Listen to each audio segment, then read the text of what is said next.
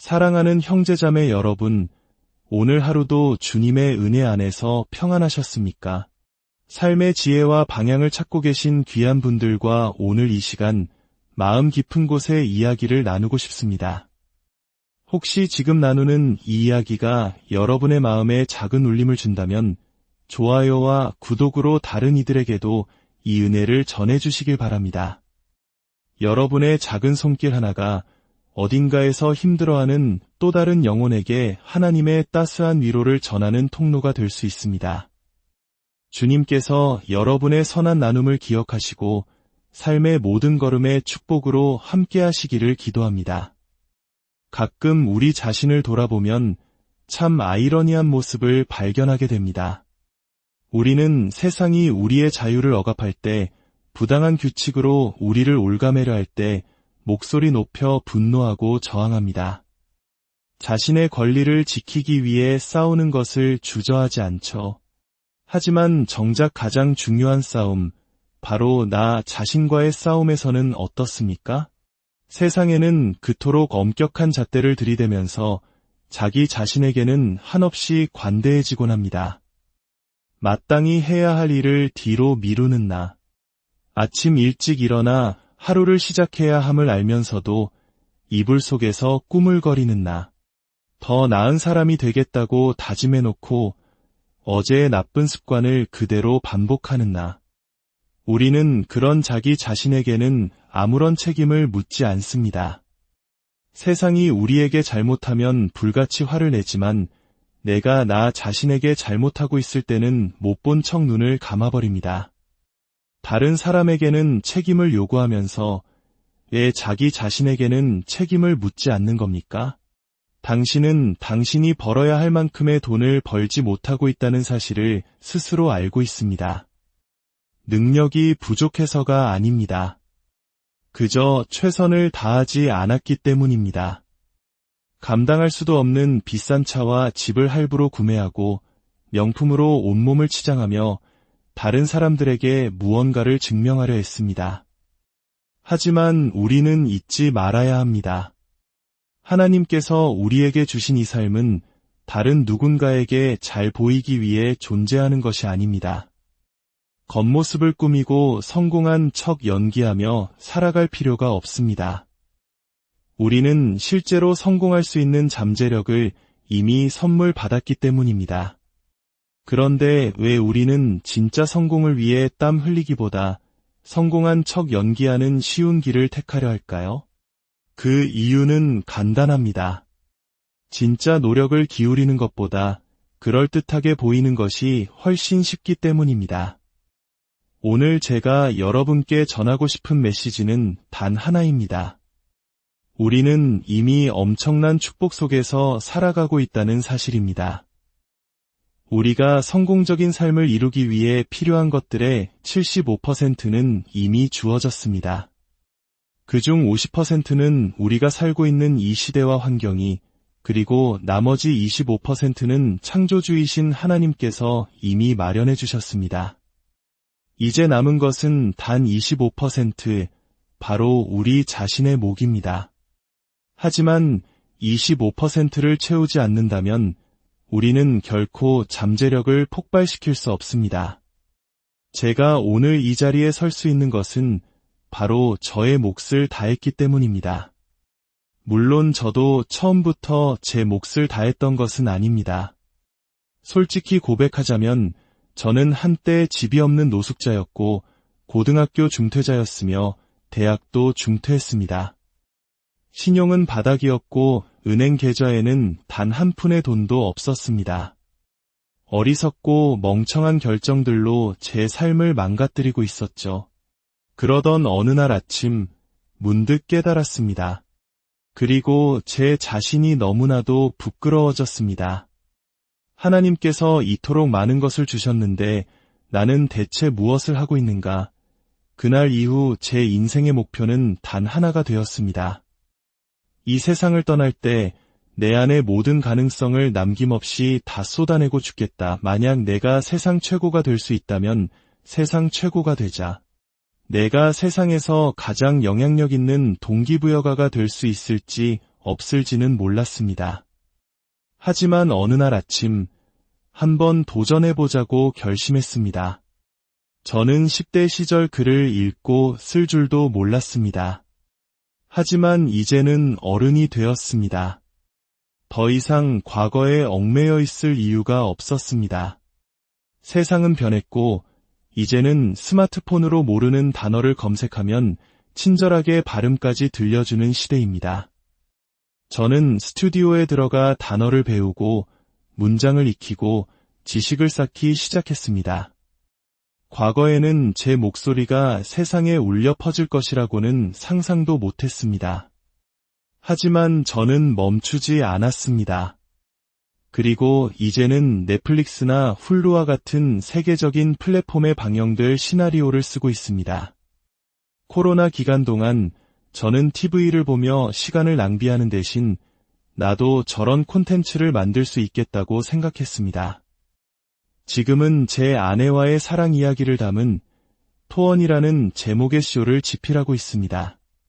제가 15살, 아내가 16살 때 처음 만나 디트로이트의 길거리에서 시작된 우리의 여정이 어떻게 세상 정상에 오르기까지 이어졌는지에 대한 이야기입니다. 여러분, 솔직히 말해서 저는 이 모든 일을 몇 년은 더 일찍 시작할 수 있었습니다. 하지만 그러지 못했습니다. 왜였을까요? 바로 제 자신에게 책임을 묻지 않았기 때문입니다. 저는 제 삶에 없었던 생물학적 아버지를 탓했습니다. 17살에 저를 임신한 어머니를 탓했습니다. 제게 필요한 것을 가르쳐주지 않은 공교육 시스템을 탓했습니다. 저 자신을 제외한 세상 모든 것을 탓하며 살았습니다. 하지만 기억하십시오. 여러분이 스스로에게 책임을 묻기 시작하는 바로 그날, 여러분의 삶 모든 것이 변하기 시작할 겁니다. 지금 이 문장을 마음속에 깊이 새기십시오. 나는 오늘부터 나 자신에게 책임을 묻겠다. 여러분이 스스로를 훈육하고 스스로에게 벌을 내리고 반드시 배우겠다고 결심하고 하나님께서 주신 모든 것을 가지고 한 단계 더 높은 곳으로 나아가겠다고 마음먹는다면 이 땅에서 여러분이 이루지 못할 것은 아무것도 없습니다.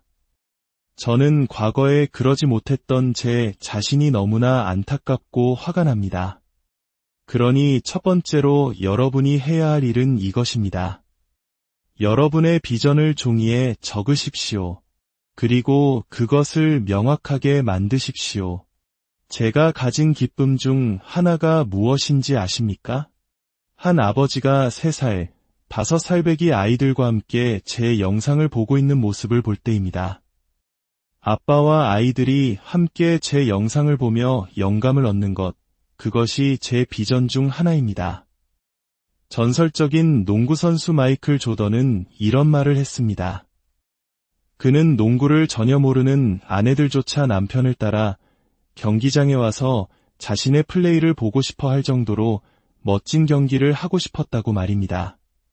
아내와 아이들이 경기장에 오면 온 가족이 함께하는 시간이 되기 때문이죠. 그는 온 가족이 자신을 보러 올 만큼 압도적인 플레이를 하고 싶었던 겁니다. 저는 생각했습니다. 마이클 조던이 농구로 그것을 해냈다면 나도 내일로 그것을 할 수 있다. 여러분의 비전은 무엇입니까? 많은 분들이 힘들어하는 이유는 자신이 무엇을 위해 아침에 일어나는지조차 모르기 때문입니다.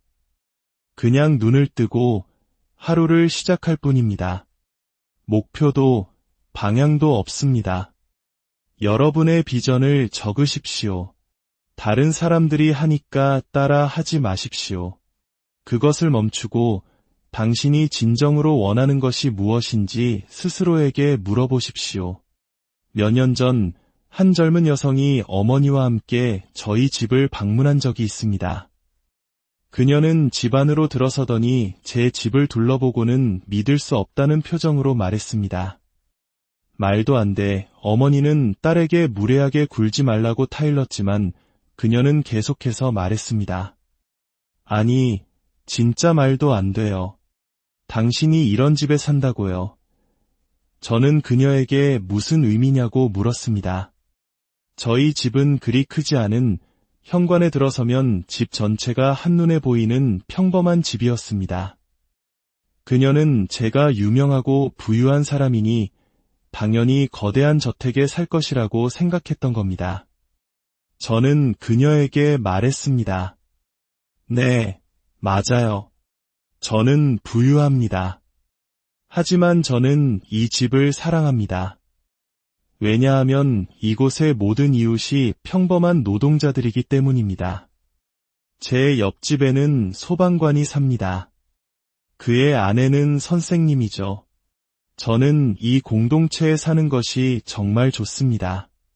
그는 우리 집 잔디를 깎아주고 눈을 치워주고 집안에 무언가 고장나면 언제든 와서 고쳐줍니다. 저는 이런 이웃을 다른 어디에서도 찾을 수 없기에 이사할 수 없습니다.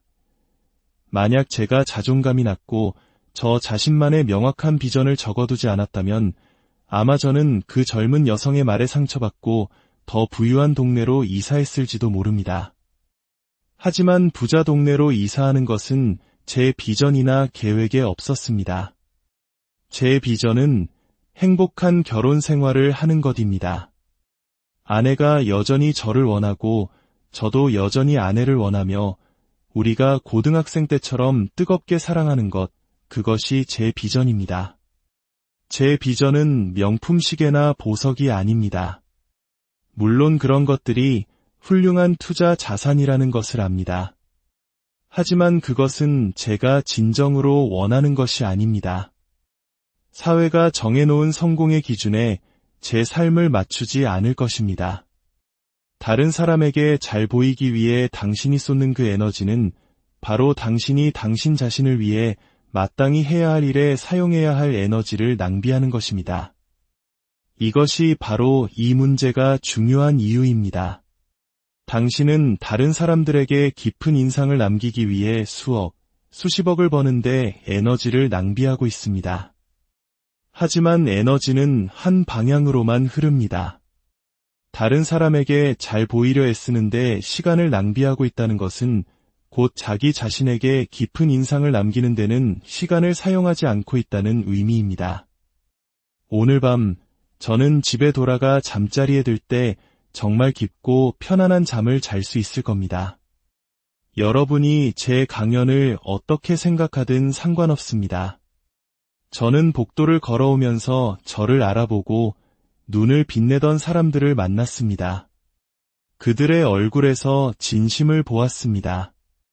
저는 그들에게 먼저 다가가 함께 사진을 찍자고 말했습니다. 왜냐하면 제 비전의 일부는 사람들을 기분 좋게 만들어주는 것이기 때문입니다.